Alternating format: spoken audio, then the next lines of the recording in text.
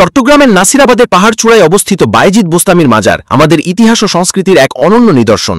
ইরানে প্রসিদ্ধ সুফি সাধক হজরত বায়েজিদ বোস্তামির নামে এই মাজার গড়ে উঠলেও তার প্রকৃত কবর ইরানের শেমনন প্রদেশের বোস্তাম শহরে অবস্থিত।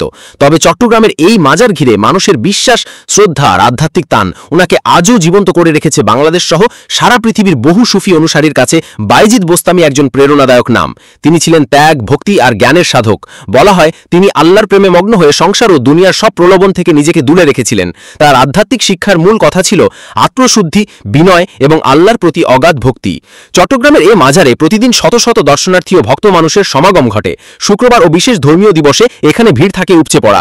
পাহাড়ের ওপরে অবস্থানের কারণে পুরো পরিবেশে যেন এক ধরনের শান্তি ও প্রশান্তি বিরাজ করে। এখানে একটি প্রাচীন পুকুরও রয়েছে যেখানে শত শত কচ্ছপ দেখা যায়। এসব কচ্ছপকে অনেকেই আশীর্বাদ স্বরূপ মনে করেন এবং ভক্তরা খাবার দিয়ে খাওয়ান। ঐতিহাসিকভাবে বলা হয় মাজারটি আধ্যাত্মিক প্রভাব এবং মানুষের বিশ্বাসের ফলেই প্রতিষ্ঠিত হয়েছে। যদিও তার আসল মাজার ইরানেই রয়েছে, তবুও চট্টগ্রামের এই স্থাপনাটি মানুষের ভক্তি আর আবেগের প্রতীক হয়ে দাঁড়িয়েছে। এখানে এসে মানুষ শুধু জিয়ারতি করে না, বরং দোয়া করে, মানত করে এবং আত্মিক প্রশান্তি খোঁজে।